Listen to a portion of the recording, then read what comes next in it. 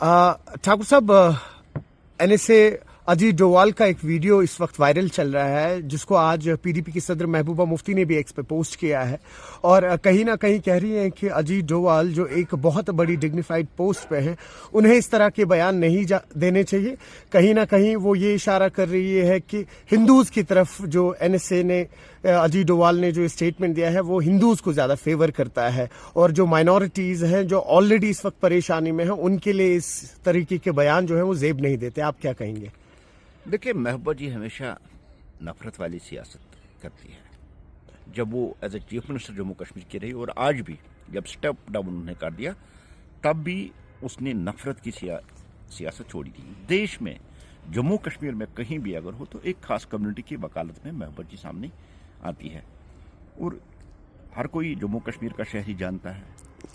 जमात इस्लामी की सबसे बड़ी सपोर्टर, नाम नेहद जो खत्म हुआ हुर्रियत उसकी बड़ी सपोर्टर, और टेररिस्टों के काबू पे रोने वाली यही महबूबा जी है। और उससे साफ जाहिर होता है कि एक खास कम्युनिटी को महबूबा जी खुश करने की कोशिश करती है और जो लार्जेस्ट कम्युनिटी देश में है उसके खिलाफ वो हमेशा जहर उगलती ही रहती है।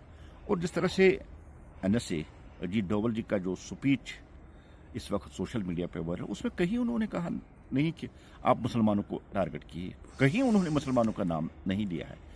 ये भी रियलिटी है। देखिए, भारत एक बहुत पुराना राष्ट्र है, हजारों साल पुराना है, और ये हकीकत भी है कि चाहे गोरी हो, चाहे गजनवी हो, चाहे मुगल हो, सब ने भारत पे आक्रमण करके 30 से 40 हजार मंदिरों को डिसमेंटल कर दिया आज तक। और आज महबूबा जी ने कौन सा दिन चुना? जब सोमनाथ मंदिर का आज 1000वां साल है, जिस दिन उस मंदिर में लूटमार और उसको डिसमेंटल किया गया था औरंगजेब की जानिब से। और आज पूरे देश में उसकी वो 1000वीं बरसी चल ही रही है।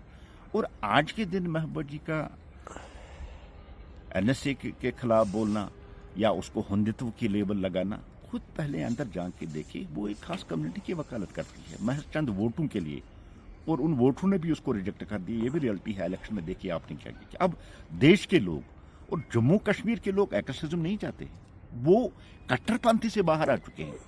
वो डेवलपमेंट चाहते हैं, विकास चाहते हैं। लेकिन ये भी एक सच्चाई है कि अजीत डोवाल जी एनएसए है लेकिन एक हिंदू है। अपना माजी, अपनी हिस्ट्री कौन सा कौम बोल सकता है? और उन्होंने वही बात की।